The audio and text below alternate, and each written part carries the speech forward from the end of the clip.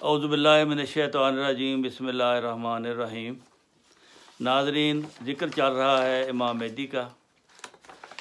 दुनिया में बहुत सारे इमाम मेहदी होने का बहुत सारे लोगों ने दावा किया है।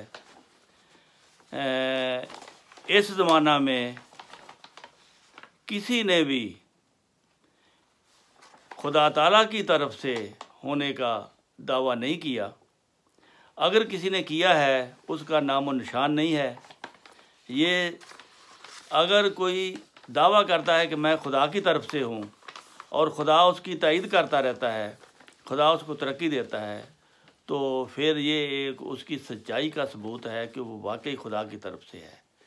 क्योंकि झूठा आदमी ये नहीं कह सकता कि खुदा ने मुझे भेजा है। अगर कोई ये कहे तो कुरान की रूह से तो उसकी मौत लाजमी है, उसका सिलसिले का तबाह होना लाजमी है। क्योंकि खुदा ताला अपने नाम पर लोगों को गुमराह नहीं करना चाहता। तो आज हम देखते हैं हज़रत मिर्ज़ा ग़ुलाम अहमद साहब कादियानी, जिन्होंने इमाम मेहदी होने का दावा किया है, कुरान करीम की रूह से उन्होंने क्या सबूत दिया है अपने सच्चा होने का। मैं दरख्वास्त करता हूँ शेख साहब से। हाँ जी डॉक्टर साहब, इसमें मैं ख़ास तौर पर सूरत सफ़ की जो आयत है जिसमें हज़रत मोहम्मद रसूलुल्लाह सल्लल्लाहु अलैहि वसल्लम की भी पेशगोई डायरेक्ट तो उनके बारे में है और बिल वास्ता तौर पर वो एक आने वाले मसीह के बारे में है। तो वो आयत उसका तर्जमा ये बनता है कि हज़रत ईसा अलैहिस्सलाम जो हैं वो बयान करते हैं कि भी ए बनी इसराइल, मैं तो आपकी तरफ रसूल बनकर आया हूँ। सूरह साफ में है, सूरह साफ में। अच्छा। वह मुबश्शिरम बिरसूल याती मिन बादी इस्मुहु, और मैं तुम्हें बिशारत देता हूँ अपने बाद एक रसूल के आने कि मेरे बाद एक रसूल आएगा, मैं उसकी आपको बिशारत देता हूँ। तो हज़रत मुस्लिम मौद रज़ी अल्लाह तआला ने लिखा है कि ये बरनबास की जो अंजील है उसमें भी ये जिक्र मौजूद है। अच्छा। और इस्तिस्ना बाब 18/18 में जो हज़रत ईसा अलैहिस्सलाम अहदनामा कदीम में जो किताब है उसमें भी इसी पेशगोई के बारे में ही जिक्र है। ठीक है। तो वो बरनबास की अंजील में, अब अंजील के बारे में ईसाई कहते हैं ओ नहीं जी ये तो झूठी अंजील है, लेकिन हजूर ने लिखा है कि ये अंजील झूठी कैसे हो सकती है जबकि ये आपकी जो इंटरनेशनल लाइब्रेरी है उसमें मौजूद आपने रखी हुई है। ठीक है। तो ये आयत जो है वह मुबश्शिरम बिरसूल याती मिन बादी इस्मुहु अहमद। अच्छा, आगे आता है फलम्मा जाअहुमुल बय्यिनात कालू हाज़ा सिहरुन मुबीन। और जब हज़रत मोहम्मद रसूलुल्लाह सल्लल्लाहु उस वक़्त आ गए तो उन्होंने ये कहना शुरू कर दिया, ओहो ये तो खुला खुला जादू कर दिया है। बिल्कुल, मक्के वाले जादूगर कहते, मक्के वाले जो वो कहते भी यही थे कि जादूगर है। बिल्कुल कहते थे। अच्छा, तो इसके बाद फिर अल्लाह ताला आगे बयान फरमाता है कि जब वो आ गया तो उन्होंने आगे से ये जवाब दे दिया। और आगे आयत आती है फमन अज़लम मिम्मन इफ्तरा अलल्लाहिल काज़िबा व हुवा युदा अलैहिल इस्लाम। और अल्लाह ताला इस आयत में ये फरमा रहा है कि उससे ज़्यादा और शख्स जालिम कौन हो सकता है जो खुदा के ऊपर झूठ बोले कि खुदा ने मुझे भेजा है और खुदा ने उसको ना भेजा हो। इससे ज़्यादा बड़ा जालिम तो कोई हो ही नहीं सकता। बिल्कुल। वह हुवा युदा अलैहिल इस्लाम, और वो फिर इस्लाम की तरफ बुलाया जाता है। यानी लोग उसको कहते हैं कि तू काफिर है, आ तेने तो मुसलमान कर दिए, मुसलमान कर लिए। अब मोहम्मद रसूलुल्लाह सल्लम ठीक है वो उस पेशगोई के डायरेक्ट उस पेशगोई के मिसदाक हैं, लेकिन आप तो बानिए इस्लाम थे। आपने तो लोगों को इस्लाम की तरफ बुलाया कि आओ भाई तुम मुसलमान हो जाओ, क्योंकि आपसे पहले इस्लाम है नहीं था ही नहीं। आप ही बानिए इस्लाम है, आप ही दाइए इस्लाम है।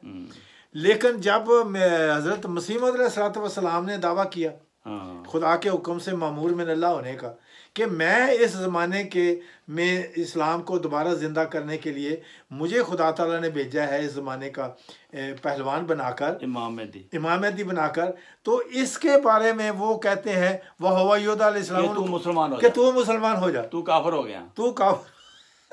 बल्कि अब तक जो लोग मसीह मौऊद अलैहिस्सलाम की बैत करके डॉक्टर साहब अहमदियत में दाखिल होते हैं तो उनको ये कहते हो तू काफिर हो गया, तेन मुसलमान के मसीते लै चलिए तेन तू मुसलमान हो। फिर नाल ये कहते हैं कि सरकारी काफिर ने, ये सरकारी काफिर ने, गवर्नमेंट ने मोहर ला देती है। तो साबित हुआ कि अब आपने ये फैसला करना है। हम नाजरीन से कहते हैं कि नाजरीन और सामीन इस बात का फैसला करें कि फैसला खुदा का चलना है या मौलवियों का।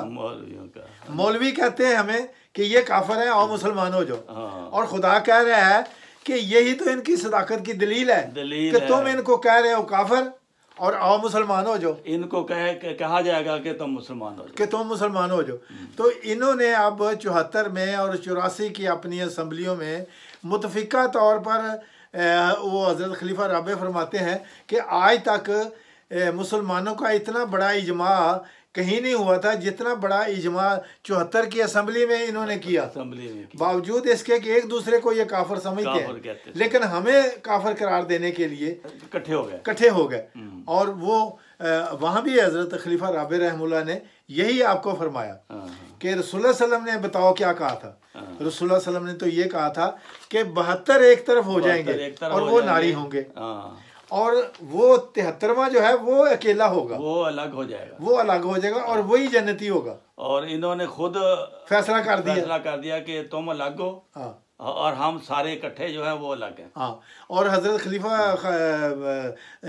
सालस रहमुल्लाह ने फरमाया कि जो मर्जी आप हमें कहें, लेकिन मैं आपको ये बताता हूँ कि तुम रसूल पाक सल्लल्लाहु अलैहि वसल्लम की बयान करदा हदीस की बगावत ना करो, उसके तुम उल्ट ना चलो, क्योंकि रसूल ने फरमाया था कि 72 जो है वो नारी होंगे और एक जन्नती होगा। तुम कह रहे कोई एक दोज़खी है और 72 जन्नती हैं। ये खुदा ने फैसला करना, ये खुदा ने फैसला करना कि तुमने करना है। तो नाजरीन, ये इसलिए बात आपके सामने रखी है कि ये चीज़ ज़ाहिर व बाहिर है कि जिस शख्स ने भी अहले सुन्नत में से या अहले तशीह में से या अहले बरेलवी किसी मज़हब में से भी आके जिसने अहमदियत कबूल की है, तो उसको ये कहते हैं कि आओ जी तो ओहो तुसी तो काफिर हो गए, तो आओ तो इस्लाम तो आप मसीते ले चले मुसलमान।